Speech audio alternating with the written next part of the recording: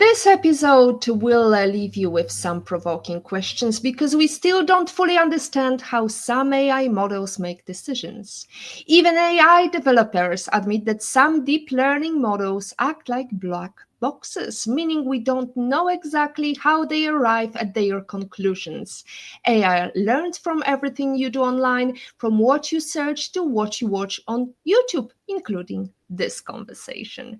Welcome to PhD with Woman on It, Hack the Future. My name is Beata Young, and today's PhD Positivity Hack delivered will be by our guest, Roya Kandalan. Topic: AI Dangers and Opportunities Understanding the Real World Impact. Episode 171 starts here. Let me remind you, this is a grassroots community that focuses on women on IT, an inclusive forum of women in technology, startups, and female leaders who are supported by men as well. And I bring heart to that hustle because empathy is my mojo, and empathy is critical when you are working on artificial intelligence. AI dangers and opportunities is AI is changing everything, your job, your future, and the way we live. But with that change comes risk, deepfakes, bias, the jobs that could disappear overnight. In this episode 171, we sit down with Roya Kandalan, a research scientist with a PhD in electrical engineering, who's on a mission to make sure no one gets left behind in the AI revolution. Roya has spent years at the cutting edge of AI, developing solutions for cancer treatment and insurance, and she's here to break down the reality of AI, the good, the bad, and the terrifying. So, Roya, where are you joining this recording from? Good morning. I'm joining from Boston, and I'm really happy to be here. Thank you so much for the introduction. Thank you, Roya. You also a Woman Tech Makers ambassador. That's how we met. Hello, fellow woman tech makers. So let's start with the good of AI. What do you believe is the groundbreaking changes that AI is bringing to us? Absolutely. I always love to start with a good note. I think with AI, a lot of the limitation are being lifted. And with that, I mean limitation for the medical care and also education are the top of the list for me. We know that medical services are a little bit limited because of obviously we don't have enough of a staff and professionals to care for everybody, and that is both within the US and also outside of the US in the global world.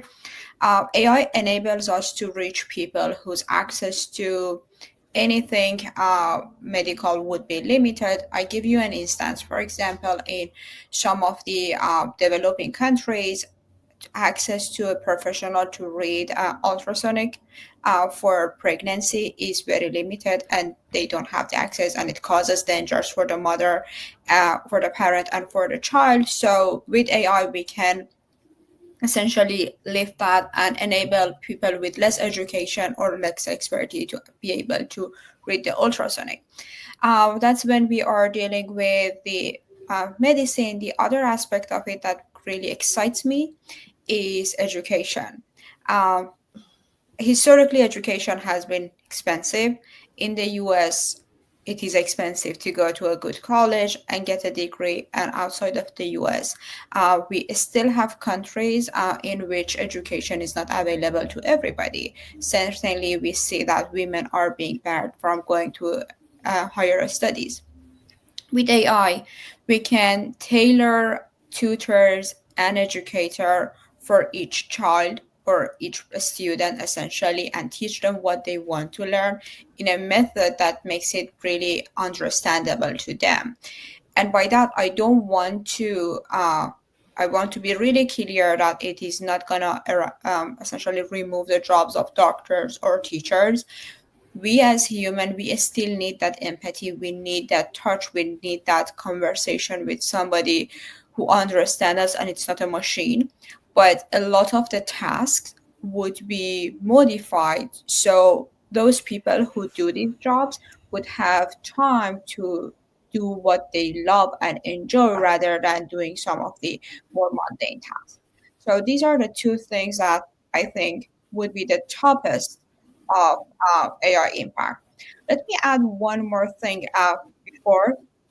I wanted to mention that with AI, we are able to traverse a larger capacity of work in a shorter time. So in scientific, essentially studies, it would be really impactful because now instead of having a scientist essentially exploring, we can have multiple AI agent exploring way more paths. So if you are following the news of AI, you might heard of AlphaFold 3, which basically did 800 years worth of research in some calculation within obviously a very shorter time, which doesn't immediately hit the news, but it enables us to find medicine and proteins to help people who are dealing with sickness way faster.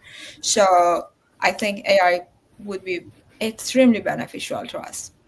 To those people who are afraid of losing jobs, what would be your advice on how to mitigate the danger?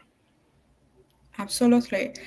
Um, I think history repeats itself, and this is not the first time that we are building a technology or we are our world is transitioning with a technology that would essentially replace some of the skill set that we already had, right? We had the industrial revolution before, and that was where the strength of the human was replaced with this machine. But did everybody go out of job? No. People learn how to use their different skills or their skills differently. For example, when we moved from people who would essentially ride carriages to people who drive cars, the same people learn how to drive cars. It takes them some work, it takes them some energy, but they learn how to adapt to it.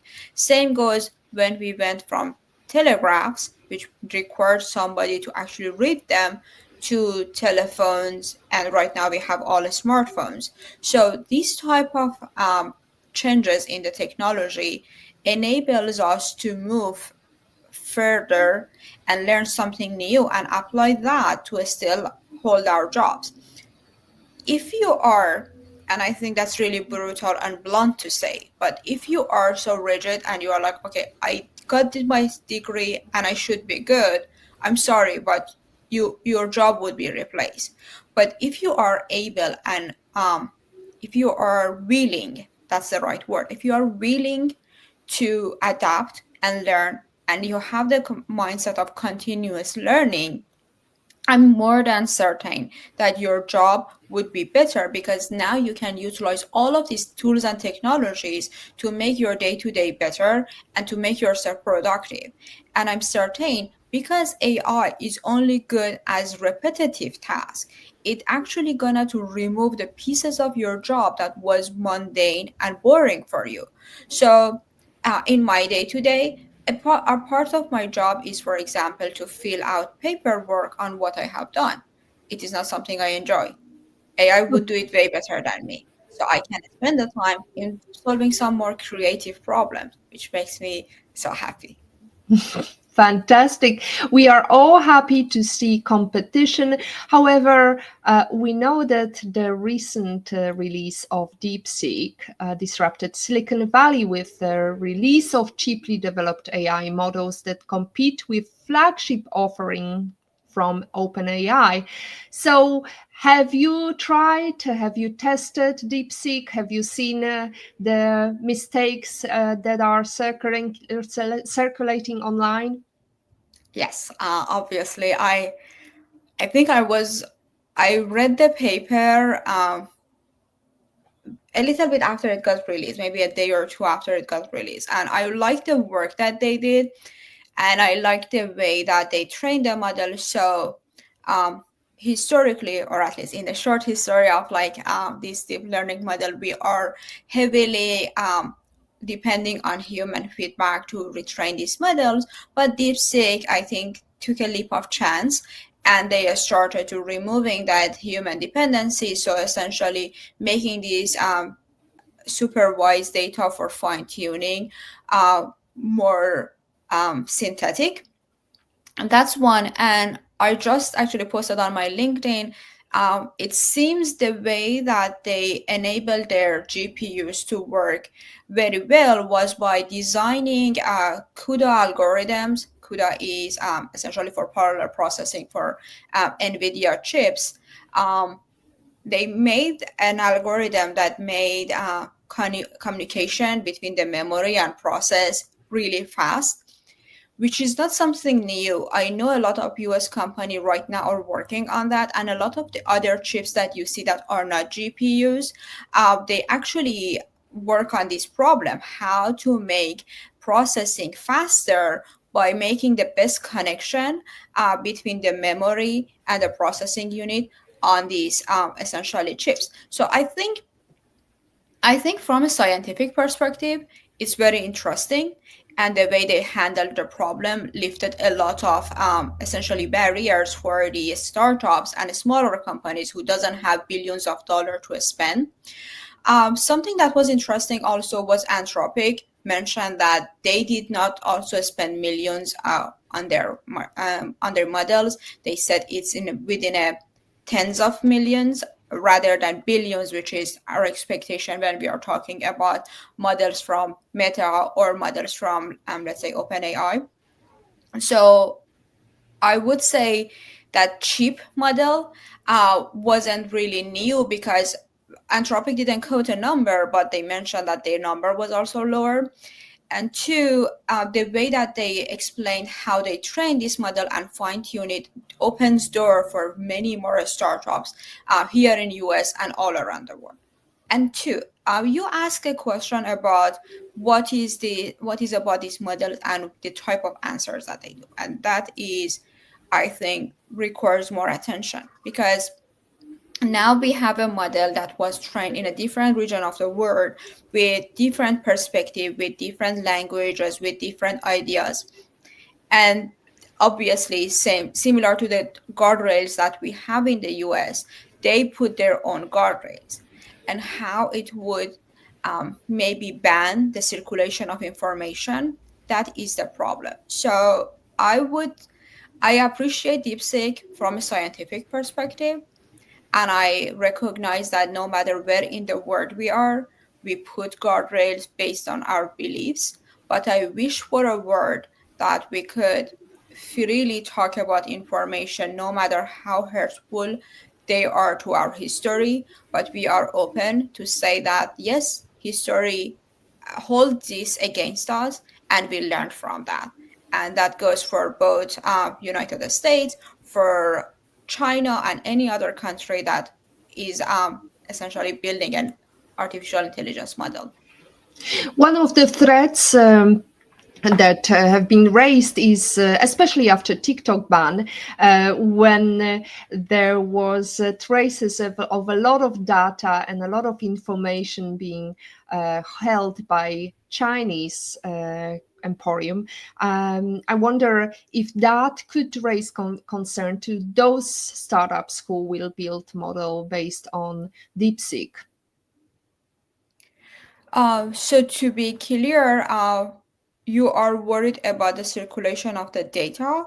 I'm worried about the data being stolen because recently their OpenAI claimed that DeepSeek stole API. So I think there is the bigger concern of how ethical DeepSeek is.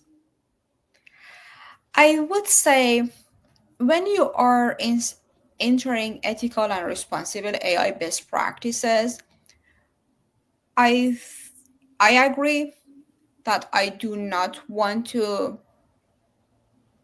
give my data to a company that I do not trust, and it does not just. I don't want to name any specific company. In general, I'm really rigorous in knowing what and how my data gonna be used. But also, I want you to be cognizant that your data is out there, and currently we do not have any specific laws or regulation that give you the ownership of your data. So you mentioned TikTok, and obviously TikTok holds information, for example, about a person's biometric. You are uploading all of these videos. But unfortunately, at least in the US, if you are, and don't quote me on that, I read about this, but I'm not a legal person, so I might be mistaken. But as far as I know, if you are in public and somebody records you, you don't hold essentially copyright of that recording, and you don't have any essentially right about that. But with that video, somebody can go and utilize your biometric, and if they put enough of time in it, they can essentially build somebody close to you, not to clone you, but for example, to clone your voice or something in that range. I don't want to like scare everybody else, but for example, cloning the voice is really easy. I have a lot of videos online. Somebody can easily go and clone my voice and call my family and say anything that they want to say. So when you go to data, ethical and responsible data, it's on you to read and make sure who has your data, but also your data is everywhere, and it's very hard to hold the ownership of the data. About stealing somebody's API and utilizing some other model to build your data and build synthetic data, I don't want to put the name of a stealing on it. I think science would, you always wanted to stand on the shoulder of giants. And if some company utilizes some other's company network to synthesize data, I don't think it's wrong. I think they should be up and open about it, and they should have been the group who actually declares it, rather than the original company come out and say, "Hey, we think that they did this." That makes it responsible and ethical. I think, after all, the consumer wins here, because the more competition, the better it is, and we need more open AI and more progress in that field. So you've worked. Let's move into the positive outcomes. We've worked on AI for cancer treatment. Have you ever had a moment where you thought this could actually save lives, or this could go very wrong? This could save lives for sure. So one of the project that I worked on and I'm really proud of is a work I did for UT Southwestern Cancer Research. And so I think at the beginning I mentioned that medicine is expensive. In general, any type of medical services could be very expensive, and a lot of it is because medical staff and professionals are limited, even in the US. So when somebody, God forbid, get diagnosed with cancer and they go to a hospital, the time that it takes for the medical staff to build their treatment plan is more than a few days. We are talking about like more than 10 days. That's precious time that we can utilize for these people to receive the treatment faster. And in this center, we built models to essentially utilize AI to build a benchmark for the medical staff to start, rather than starting from scratch.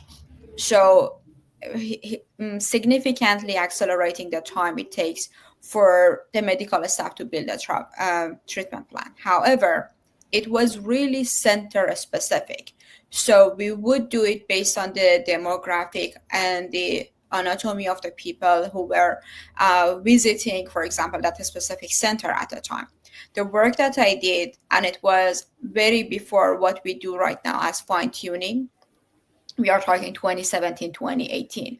I built this model that would hold, or you could have essentially fine tuning with the today's jargon, with few shots, so less than 10 new data points, to fit into any other style or any other demographic.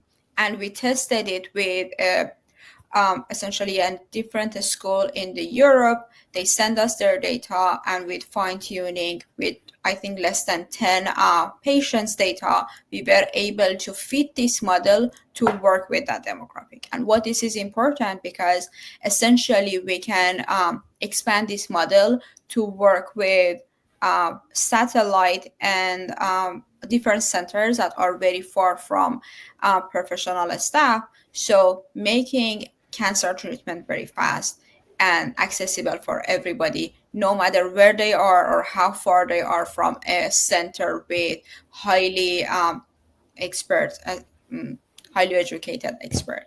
So that was a thing I did, which I don't want to be arrogant, but I'm proud of. You should be proud of. Are there any other projects that you're super excited about the progress that's been made in terms of healthcare? I'm seeing a lot of work still in cancer, and something that is very interesting that right now is happening is, let me go one step back. So when you are handling cancer treatment, a part of it is to identify the cancer cell and different organs within the city. And historically, somebody has to sit down and contour these organs, essentially for any treatment to happen. Because when when the patient receives radiation, there are a lot of mathematics behind how to optimize this radiation so the tumor cell would receive the maximum radiation and the organs around that tumor cell would not receive any radiation or the minimum possible radiation. But to do that, you need to know exactly where these essentially organs actually located, and somebody had to sit down and do that.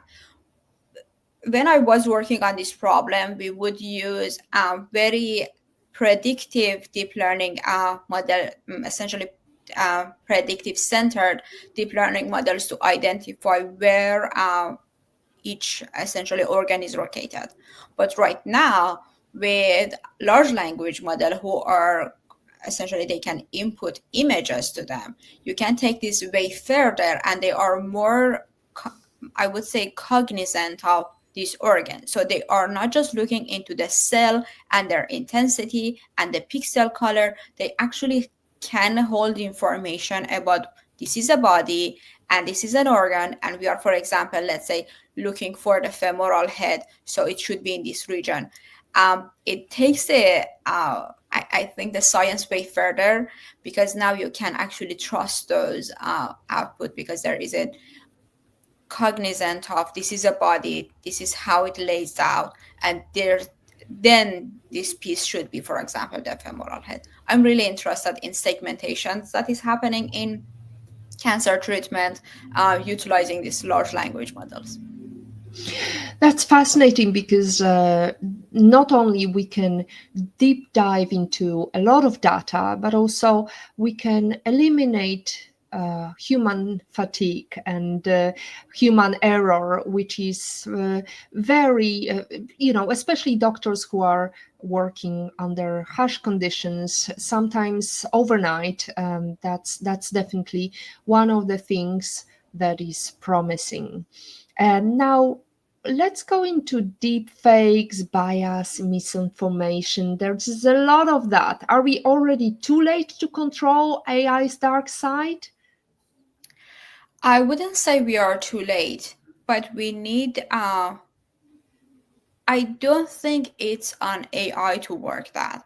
I think it's on the society, and it's on us to educate those around us. There was a time that if you wanted to learn something, you would have Googled it, and you had to read a few blog posts, and you needed your essentially critical judgment to figure out which piece is real and which piece is just somebody written something with no backing.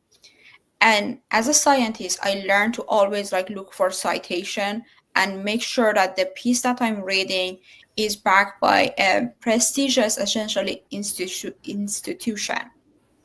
But right now, with large language models, let's say ChatGPT or any other chatbot that is available out there, we are getting used to putting the question and asking for information and taking those information as fact, which is the most, I would say, wrong thing to do, because these models are not trained to be factual. These models are fancy autocomplete. They know based on the statistics of how they seen the word and how much data they have, they've been exposed to. They can guess what is the right next word, but they are not factual. So we need to tell everybody that, okay, use ChatGPT, use Gemini, but double check where what this information is talking about and make sure that it's coming from essentially the right source. That's one. You mentioned bias, and that's a topic near and dear to my heart. For one, I'm a woman in tech, and if you ask for a scientist intake for any of these chatbots, they would utilize a male pronoun rather than a she and or her. And it's not because of these models. I want to also be clear that these models are not evil, they are not against us. We historically have more data that shows more men scientists than women scientists. And it is not because women are not smart enough, it's simply because historically we didn't let women to go to school, we didn't let women to have a career and to grow. It's very recent that women in the United States can go to school and have a career on their own. Right now, in the world outside of the United States, we still have countries that ban women from going to a school or having a career. So these models are learning from all of this historic data. And when they respond to us, they will actually show what we taught them with no filter, right? So if we have always talked about all of the male scientists, I cannot expect this model to know a female can be a scientist. It means inherently these models are biased. So again, don't take what they say as a fact. And lastly, you mentioned about deepfake, and I think when I was explaining a couple of earlier question, I mentioned that you can easily clone somebody's voice right now. It is not available to public, but that type of model can be built, and that goes for other type of biometrics. So for example, for facial expression and as such. So it requires us to be really cognizant of, if we see a video or if we hear a recording, to make sure that this comes from a valid source, to actually believe that. And there is a game that the social media plays with us, and I don't want to say it's on purpose, but it essentially boosts the interaction of people with these social media, and that's by feeding people the type of content that they want to hear about them. Uh, for a very harmless example, think about Netflix. Netflix or any other streaming platform that you are utilizing looks into a few of the shows or I don't know, movies that you enjoy and you watch until the end, or you give a thumbs up to, and it gives you recommendation based on those. The same goes with social media, and they recommend you the type of content that you want to watch. On top of deepfake and how easily a piece of news can be manipulated and turned to something that it was not initially um, be, now we can feed people a specific news to alter how they are thinking. So I would suggest to read more and to be more cognizant of what you are seeing is not the whole reality, and it might be a little bit more to that story. Oh, absolutely. I think opening your mind to different people's views and being mindful of there might be a different media outputs, not just reliant on one media output, which might be biased, as we have seen in, for example, recent election in the US. But let's not go into politics. You are a woman in AI, a field that is still dominated by men. What's one moment that made you realize how much harder it is to break in?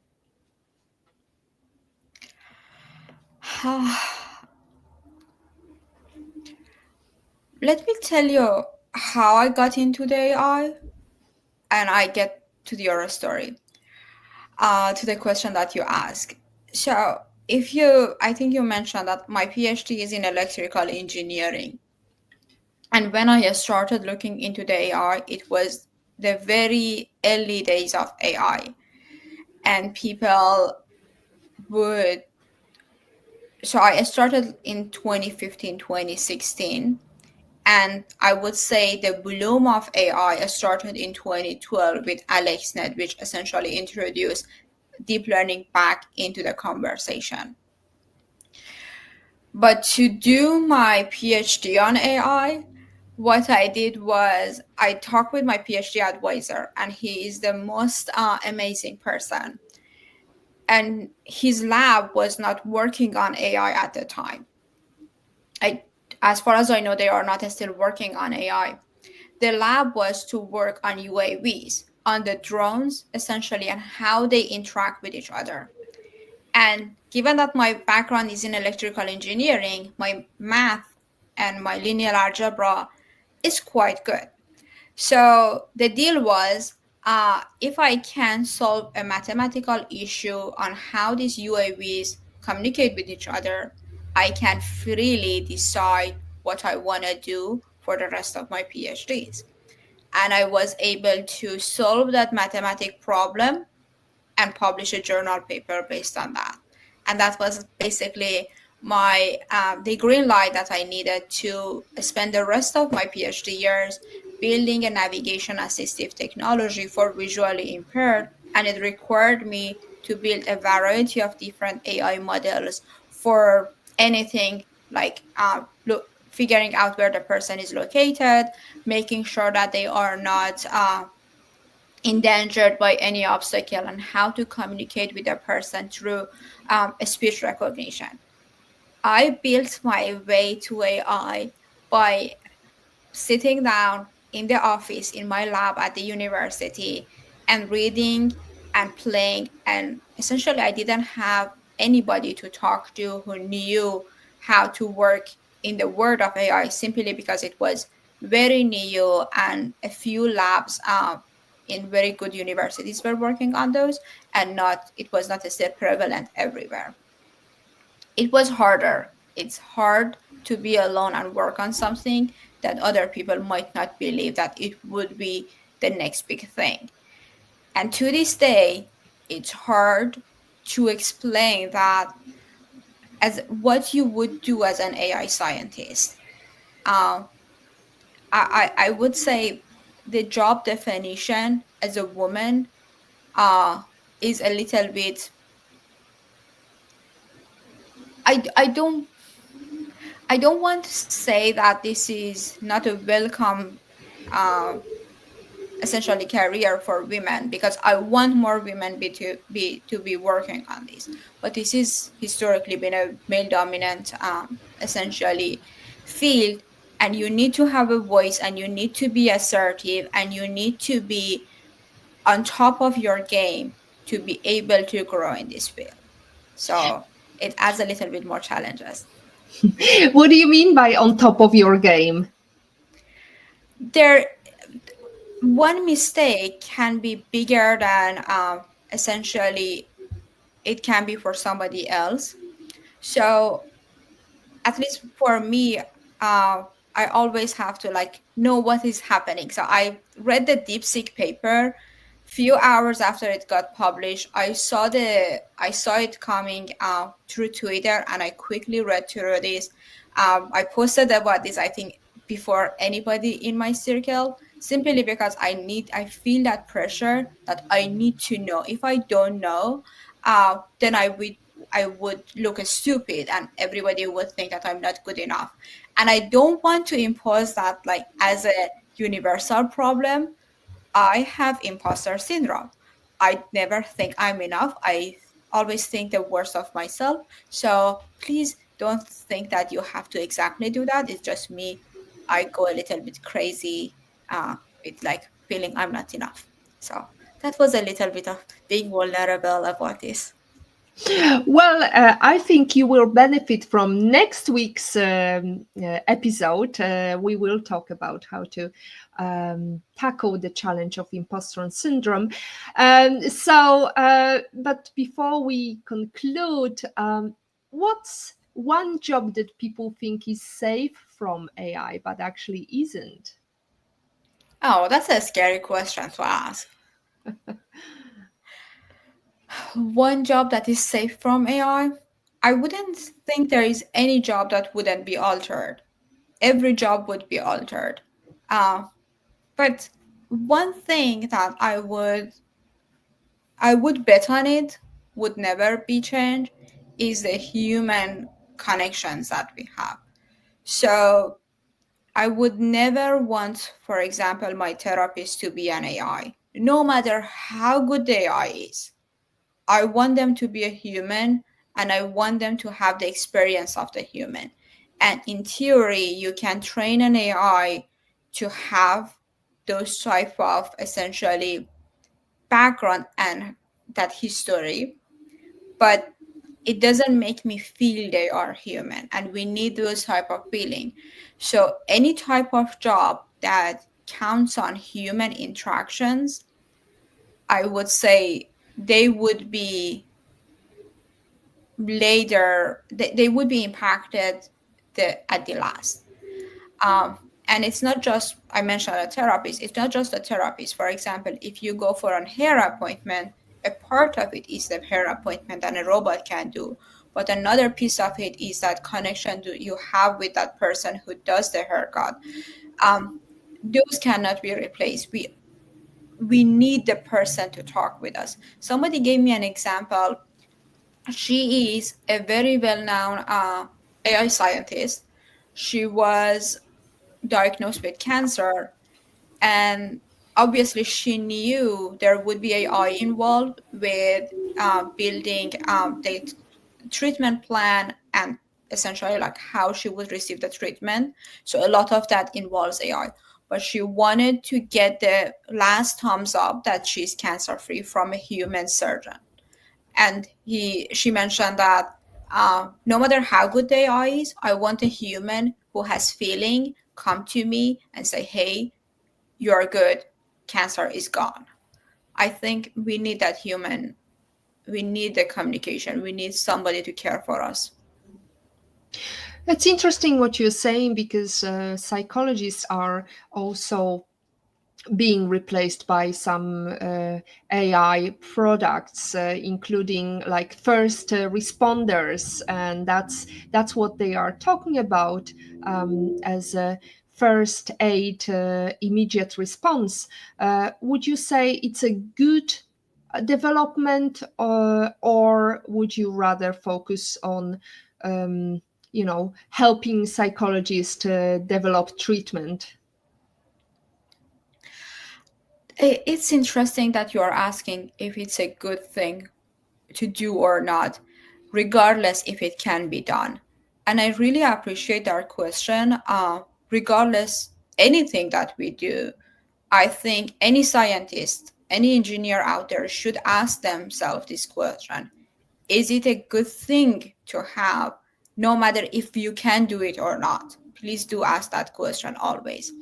But back to your question, I think the reason that we are going down the path of having AI be the first responder and be the first to come and answer a problem, it's simply because we don't have enough therapists. Uh, I personally had to wait for so long to find a therapist here in Massachusetts, and I know it is not easy in the other states.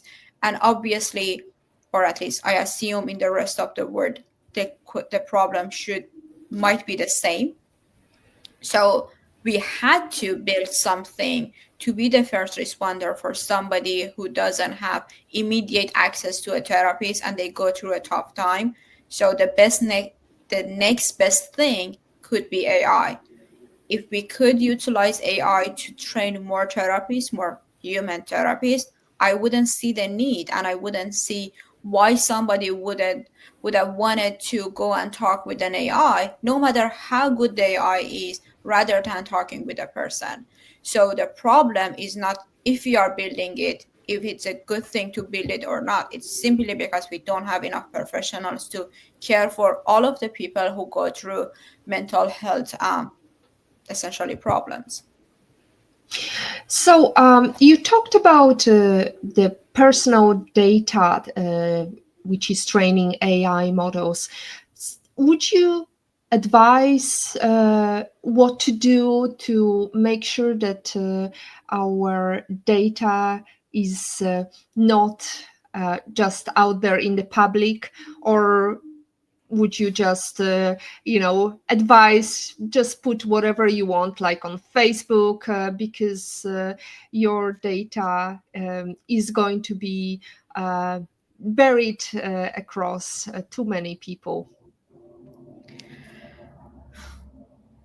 I'm an optimistic scientist in general, but for this specific thing, I'm more towards no, don't put everything on any sort of social media.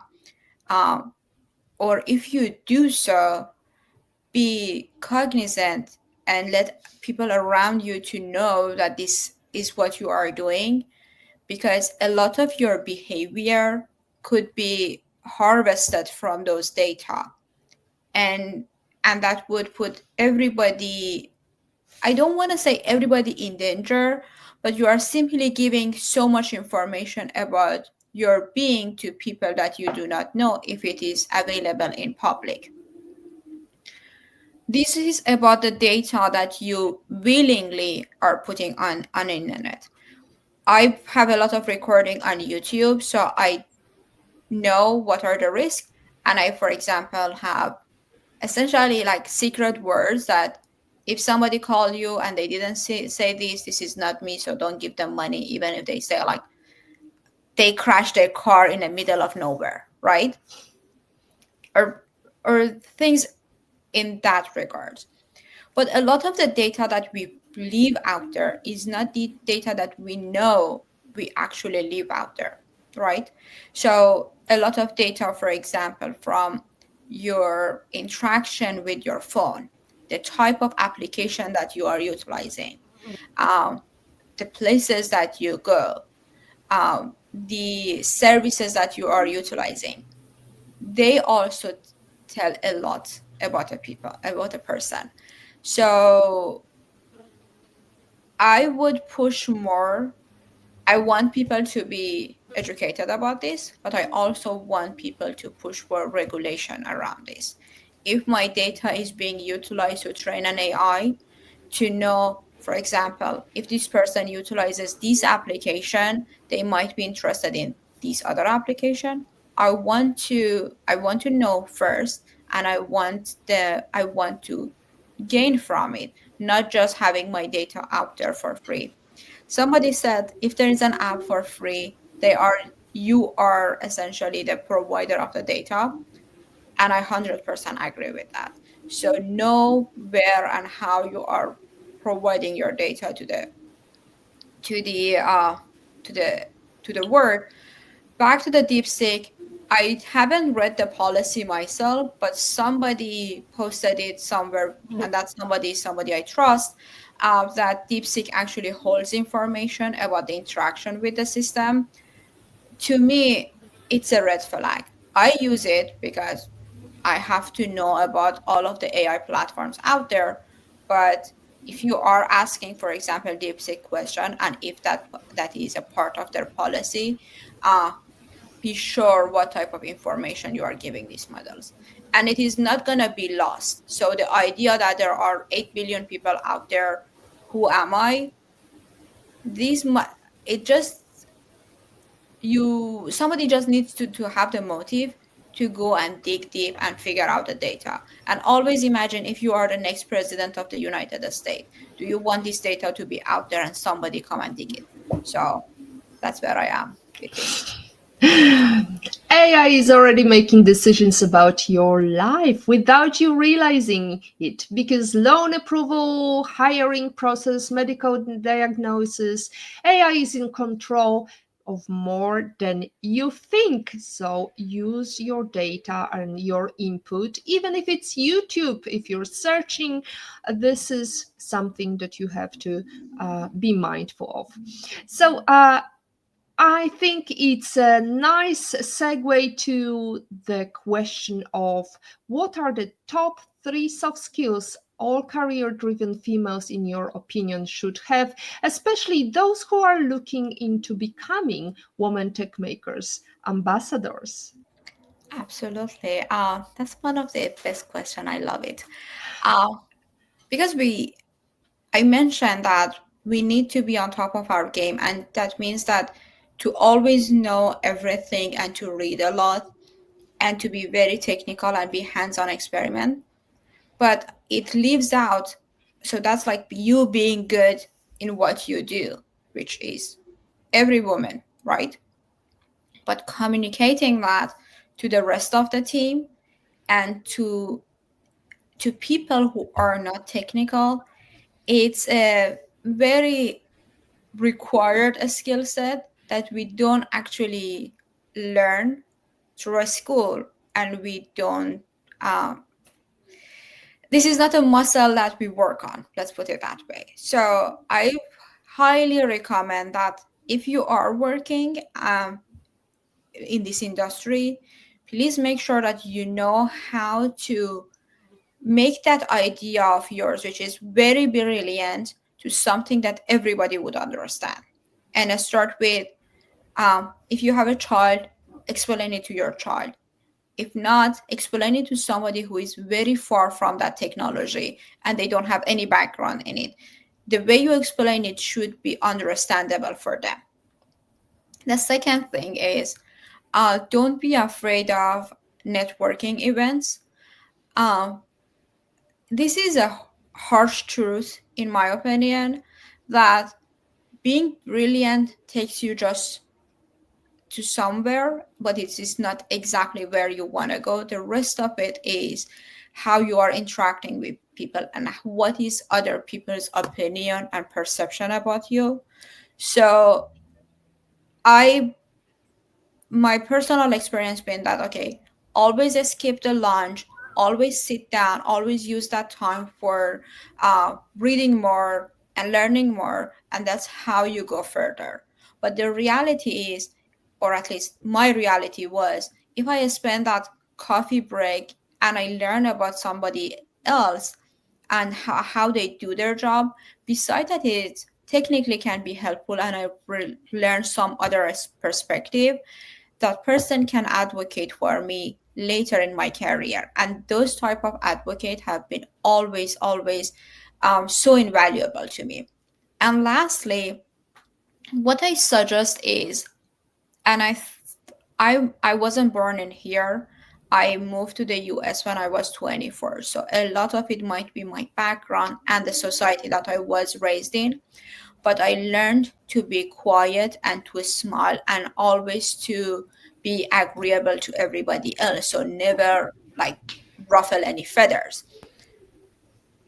Be confident because you know so much. I mentioned that I am dealing with imposter syndrome. I never think I'm enough. But even if you know that you are not enough, so you for a fact you know this is not your expertise, be confident and speak your mind. The worst thing that can happen is that it's a mistake and somebody teaches you what is the right way to do things. And but be graceful with yourself if you are making mistakes, because those mistakes don't define you. They just show you where are the sharp edges that you have, and you can refine them for later on.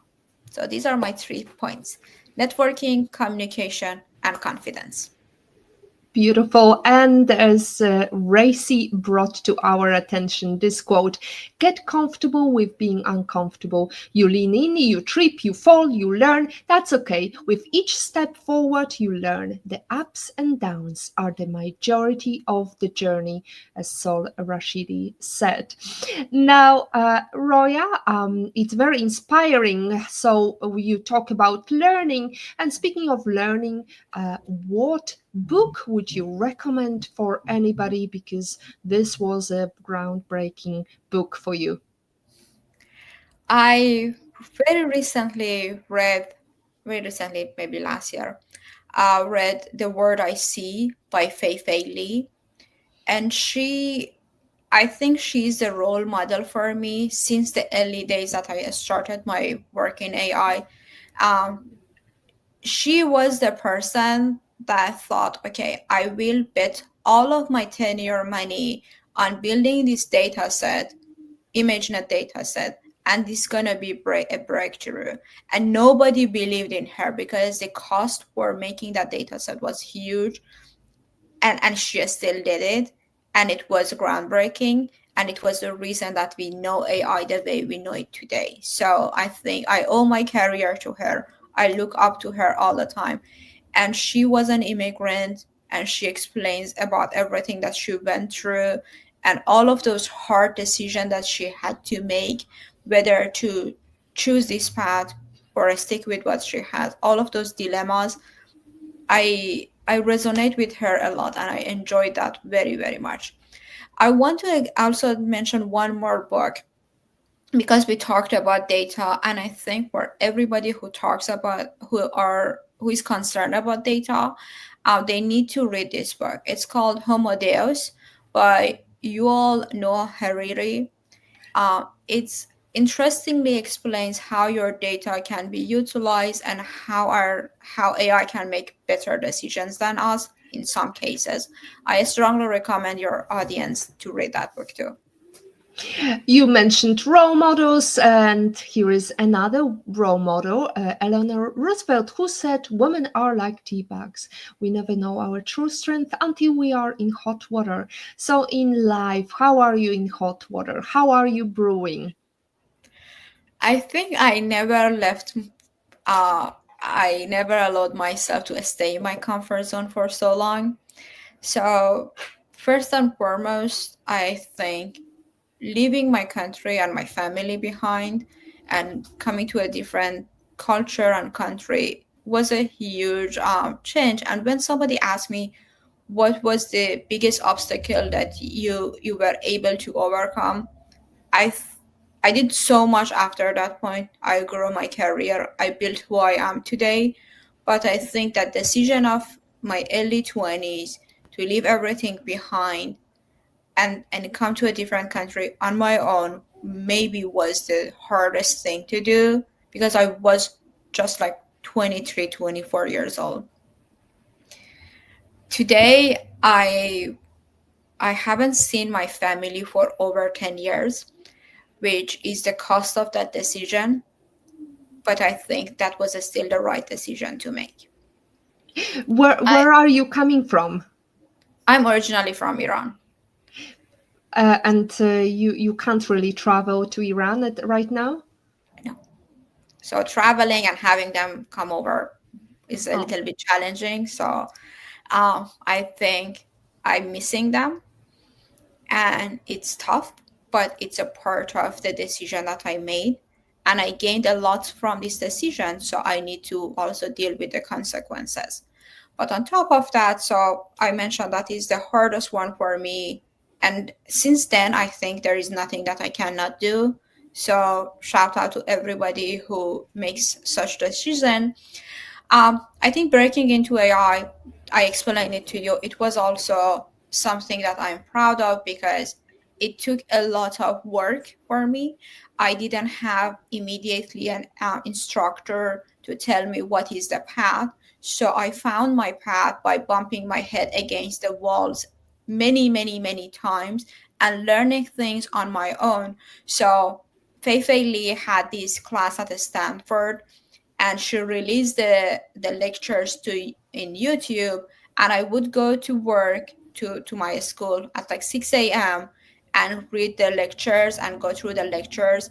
And there was no chat GPT, nothing. So for every code that I didn't know, I had to Google and go through a Stack Overflow to figure out what that code actually does, to the point that I got hired as an AI scientist after my graduation. So I never had to write a line of deep learning code through my studies, but I did so much of that because I wanted to and I would have spent the time. Um, and then all of these, you mentioned that I'm a woman take maker. All of these is because and they just force me now to go further and always be open that this is where I'm coming from. So if you are a woman in somewhere in the world that you don't feel appreciated, please push further. You can get there, and don't worry. Like, it's gonna be all right. You got this. You got this. So you got the network of women tech makers, and you can reach out to Roya if you wish, because she's there to help other women succeed. Now, as we always ask this question, if you could have a private breakfast anywhere in the world with any person in the world, who would you choose and where would you go to? Uh, I think I would love to have a breakfast with Fei Li, but there is somebody who is not alive anymore, and I would certainly want to have a breakfast with. Uh, my mom, when I was a child, she would turn the biography of the scientist as should like as a stories for me, and like I would go to sleep with these stories. And my favorite one was Maria Curie because she had to leave her country. She struggled a lot and she sacrificed a lot to become a scientist, and she was so resilient and just like go go go, that she's the only person who had two Nobel Prize in two disciplines. I really wanted, like, I would cherish this opportunity to sit down with her, chat with her, and learn about her stories from her views. um, I know she doesn't, like, obviously she doesn't live anymore, but that would have been the person that I wanted really, really to know as a person. There you go, a person from Poland, just like me, living abroad, just like Roya and me. Now, let's go into question of your life lesson quote and how did it change you? I think I was thinking where I read it or heard it. I think I actually saw it in a movie. It's to start. It's that you're as strong as you want, and you are as weak as you think, and that exactly is the reason that there is no boundaries. It's just what we think there is. And if we turn our mindset that, okay, I can do this no matter what, and I will do this, you will actually do that.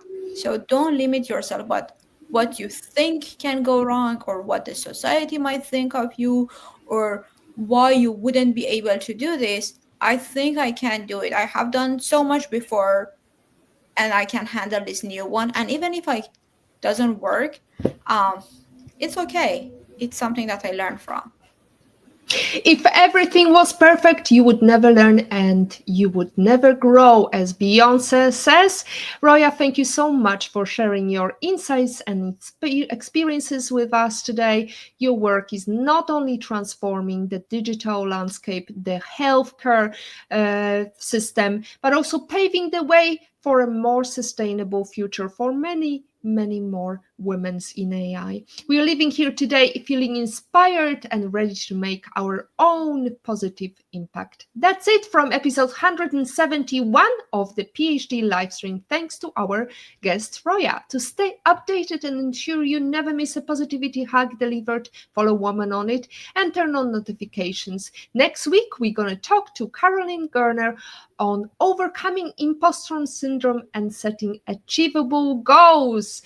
Thank you so much. As always, our positivity goes quote comes from Positive Thinking Only and goes, look for something positive in each day, even if some days you have to look harder. If you don't like something, change it. If you can't change it, change your attitude, as Maya Angelou says. Today is your day to hug the future, hug the positivity you want. Thank you.